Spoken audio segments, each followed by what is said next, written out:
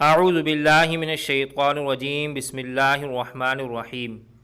دوستو، تاریخ کے اوراق میں جہاں صحابہ کرام رضی اللہ تعالی عنہم اجمعین کی ایثار و محبت کے واقعات مذکور ہیں، وہاں پر صحابہ کرام کے جرأت، بہادری اور ہمت اور استقلال کے ایسے واقعات بھی ذکر ہیں جن کو سن کر اس بات کا بخوبی اندازہ لگایا جا سکتا ہے کہ صحابہ کرام کے نزدیک اپنی جان، مال، عزت اور ماں باپ سے بھی زیادہ محبوب دین محمدی تھا۔ ان واقعات کو سن کر یقیناً ایمان تازہ ہوتا ہے۔ آپ بھی یہ واقعات سن کر ایمان کو تازہ کیجئے۔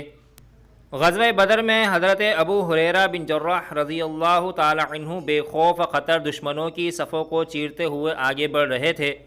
آپ کے جرأت مندانہ اقدام سے دشمنوں میں بھگدڑ مچ گئی۔ آپ میدان جنگ میں اس طرح بھپرے ہوئے چکر لگا رہے تھے جیسے موت کا کوئی ڈر ہی نہ ہو۔ آپ کا یہ انداز دیکھ کر قریش کے شہسوار گھبرا گئے۔ جو ہی آپ ان کے سامنے آتے تو وہ خوف زدہ ہو جاتے، لیکن ان میں سے صرف ایک شخص ایسا تھا جو آپ کے سامنے اکڑ کر کھڑا ہوتا تھا، لیکن آپ اس سے پہلو تہی اختیار کرتے اور اس کے ساتھ مقابلہ کرنے سے اجتناب کرتے۔ وہ شخص بھی آپ سے مقابلہ کرنے کے لیے بار بار آتا رہا، لیکن آپ نے پہلو تہی اختیار کرنے میں کوئی کسر باقی نہ رکھی۔ بالآخر اس شخص نے حضرت ابو عبیدہ رضی اللہ تعالی عنہ کے تمام راستے بند کر دیے، حتیٰ کہ وہ آپ کے اور دشمنان اسلام کے مابین حائل ہو گیا۔ لیکن آپ نے دیکھا کہ اب اس سے مقابلے کے سوا کوئی چارہ باقی نہیں رہا، تو اس کے سر پر تلوار کا ایسا زوردار وار کیا کہ جس سے اس کی کھوپڑی کے 2 ٹکڑے ہو گئے اور وہ وہیں ڈھیر ہو گیا۔ بلا شبہ میدان میں حضرت ابو عبیدہ کو پیش آنے والی یہ آزمائش حساب دانوں کے حساب میں ماوراء تھی اور ایسی نازک کہ انسانی قوت ادراک میں بھی نہ اتر آ سکے۔ جب آپ کو یہ معلوم ہوگا کہ یہ لاش تو حضرت ابو عبیدہ کے والد کی تھی تو آپ دانتوں میں انگلی دباتے رہ جائیں گے۔ دراصل حضرت ابو عبیدہ رضی اللہ تعالی عنہ نے اپنے باپ کو قتل نہیں کیا، بلکہ انہوں نے میدان بدر میں اپنے باپ کے حوالے کی شکل میں شرک کو نیست و نابود کر دیا۔